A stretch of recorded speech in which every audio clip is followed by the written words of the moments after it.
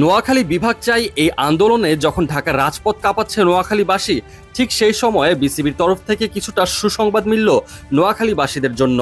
বিপিএলে আসছে নতুন চমক। শনিবার এক বিজ্ঞপ্তিতে বাংলাদেশ ক্রিকেট বোর্ড ঘোষণা দিয়েছে সম্ভাব্য 10টি ফ্র্যাঞ্চাইজি অঞ্চলের নাম, সেখানে নোয়াখালী অঞ্চলের নাম এসেছে। নোয়াখালীর পাশাপাশি ময়মনসিংহের নামও দেখতে পাওয়া গেছে। তবে আগেই এত বেশি খুশি হওয়ার কোনো কারণ নেই, কেননা বিপিএল এর ফ্র্যাঞ্চাইজি নেবার ক্ষেত্রে এই অঞ্চলের নামগুলো ব্যবহার করা যাবে, কিন্তু ফ্র্যাঞ্চাইজিগুলো এখনো অফিসিয়ালি ঠিক করা হয়নি। এখন দেখার বিষয় নোয়াখালী অঞ্চলের হয়ে কোনো ব্যক্তি বা প্রতিষ্ঠান ফ্র্যাঞ্চাইজি নেয় কিনা। তবে 10টি অঞ্চলের মধ্যে নোয়াখালীর নাম দেখতে পাওয়ায় নতুন করে উদ্দীপনা ছড়িয়ে পড়েছে। বহু বছর ধরে ঢাকা, চট্টগ্রাম, খুলনা, রাজশাহী, সিলেট, বরিশাল ও কুমিল্লাকে ঘিরেই বিপিএল সীমাবদ্ধ ছিল।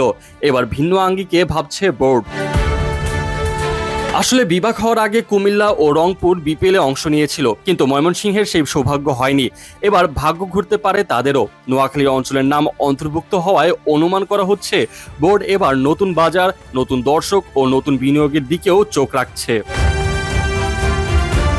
দীর্ঘ সময় ধরে নোয়াখালীর ক্রিকেট প্রেমীদের কাছে প্রাণের দাবি ছিল অন্তত এই জেলার নামে একটা ফ্র্যাঞ্চাইজি হোক। বরিশালের ফ্র্যাঞ্চাইজি থাকলে কেন নোয়াখালীর নয়, এই নিয়ে হতো অনেক তর্ক বিতর্ক। তবে নোয়াখালীবাসীরা আশা করছে সেই তর্ক বিতর্ক এবার খেলার মাঠে নিয়ে যাওয়া সম্ভব, কিন্তু এখনই পুরোপুরিভাবে সব নিশ্চিত নয়। এখন দেখার বিষয় নোয়াখালী অঞ্চলের তরফ থেকে কোনো প্রতিষ্ঠান ফ্র্যাঞ্চাইজির জন্য আবেদন করে কিনা। বিসিবির বিজ্ঞপ্তিতে স্পষ্টভাবে জানানো হয়েছে আগ্রহী প্রতিষ্ঠানগুলো আগামী 5 আসরের জন্য অর্থাৎ 12তম থেকে 16তম মৌসুমের জন্য ফ্র্যাঞ্চাইজি মালিকানার অধিকার পাবে। সম্ভাব্য 10টি অঞ্চলের নামও সেখানে উল্লেখ করা হয়েছে, যেখানে বরিশাল, চট্টগ্রাম, কুমিল্লা, ঢাকা, খুলনা, ময়মনসিংহ, নোয়াখালী, রাজশাহী, রংপুর ও সিলেট রয়েছে।